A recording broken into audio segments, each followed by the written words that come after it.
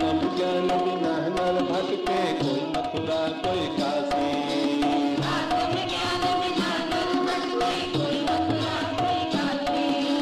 जैसे मृगानादि कस्तूरी,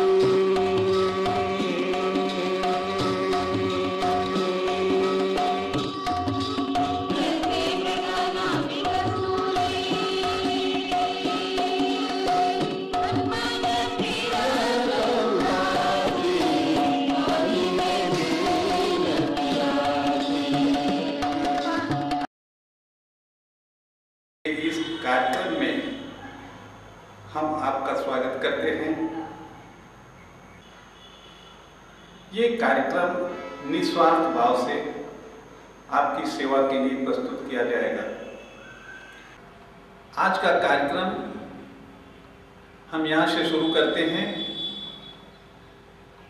इसके लिए आप सभी लोग अपना ध्यान मेरी आवाज़ पर लगाइए, ध्यानपूर्वक मेरी बात सुनिए।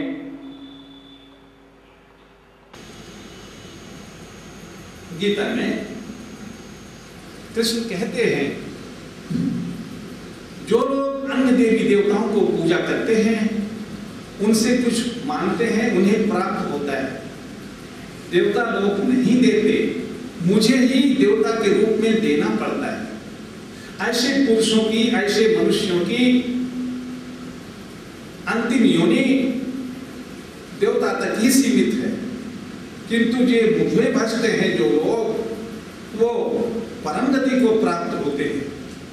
इसीलिए रामकृष्ण परमहंस को परम गति प्राप्त करने के लिए काली माँ ने मना कर दिया, अब तुम मेरे भक्त नहीं रहो, तुम आगे बढ़ो और तोतापुरी के शिष्य बनो।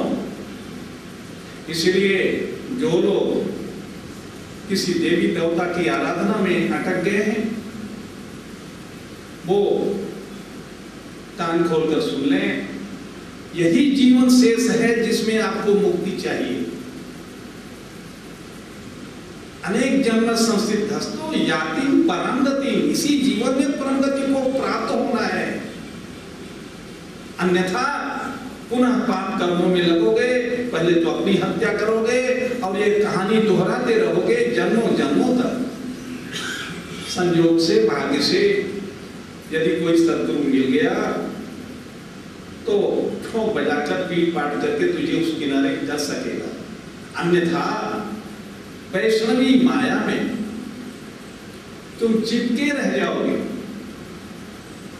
वैष्णवी माया क्या है तुम सोच सकते हो?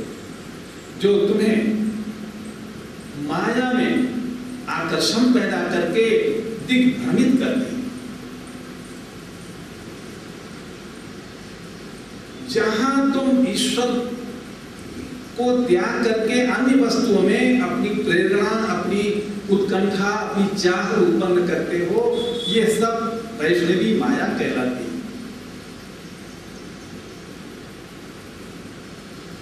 तो यहां हम आपको अहिंसा के विषय में समझा रहे हैं। तो पहले हमें अहिंसक बनना चाहिए। अपने शरीर की हत्या हम और ना करें, जो कई जन्मों से करते आ रहे हैं, उसे इसी जन्म में रोकना होगा। कैसे? मोक्ष प्राप्त करके, पुरुषार्थ प्राप्त करके, ईश्वर दर्शन करके, ज्ञान के माध्यम से ईश्वर को तत्व से जान करके और उसका अनुकरण करके, उस मार्ग पर चल कर हम इस जीवन यात्रा को रोककर मोक्ष प्राप्त कर सकते हैं। मृत्यु के बाद कोई मोक्ष नहीं, न तुम्हारे लिए कोई परमात्मा। जीवित रहते ही दुनिया का सारा सुख, मोक्ष, वैभव उपलब्ध है। तुम्हें लेने का तरीका सीखना होगा। नहीं जानते तो अभी भी सूर्यास्त नहीं हुआ है। अर्जुन अभी भी जला नहीं है, केवल चिता पर लेटा है। तुम चिता पर लेटे हो, सोचो सूर्यास्त नहीं हुआ है, उठो, आओ, अपने उन अज्ञान जनित कार्यों को रोको, उस विषय को समझो, वहां से अपनी गाड़ी मोड़ दो। काश तुम मोड़ सको तो बचा हुआ जीवन ही पर्याप्त है, मोक्ष के लिए अधिक समय नहीं चाहता है। कितना समय चाहिए, क्या क्या चीज एसेंशियल है? पहला बताया, गुरु में श्रद्धा, ईश्वर को तत्व से जानना और उसका अनुकरण करना, कर्मों को शेष करने के लिए एक फार्मूला बताया, क्या? निष्काम कर्म।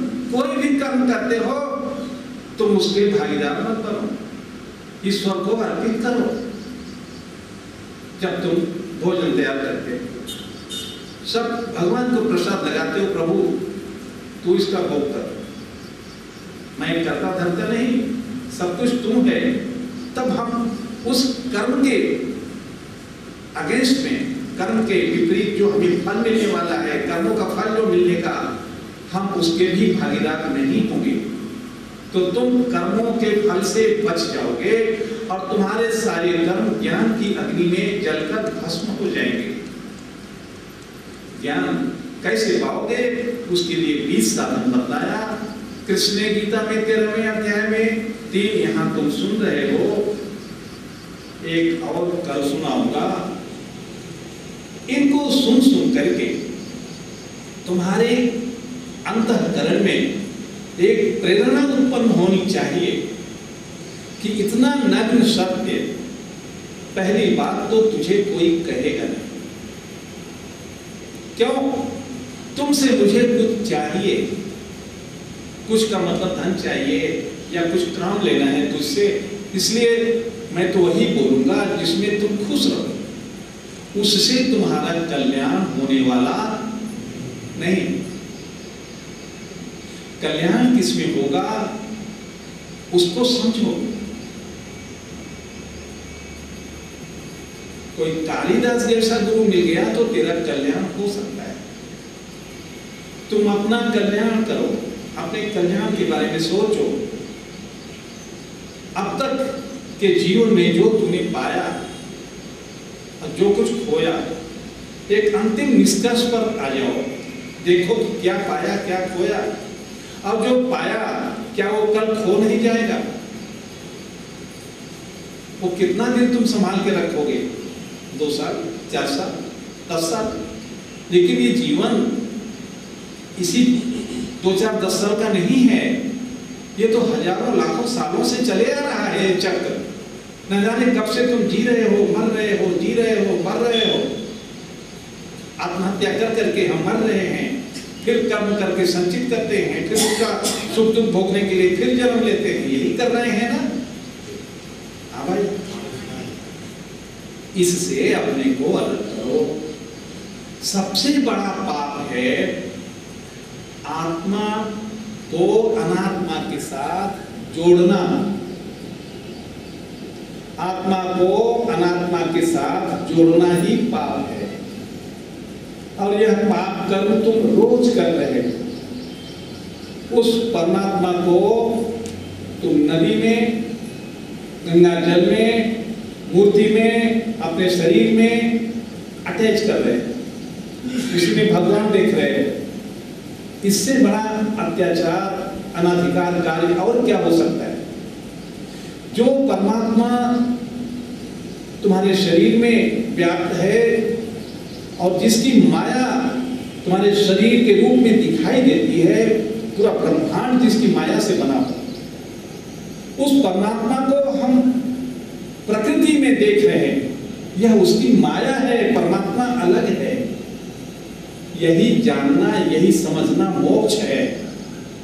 यही दोनों को मिलाकर देखना बंधन है, अज्ञानता है, मूर्खता है, दुखों का कारण है।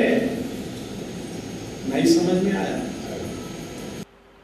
अब यह कार्यक्रम आज का यहीं पर शेष होता है। इसका बचा हुआ भाग इसके अगले क्रम में अगले भाग में मिलेगा। हरिओम तत्सत।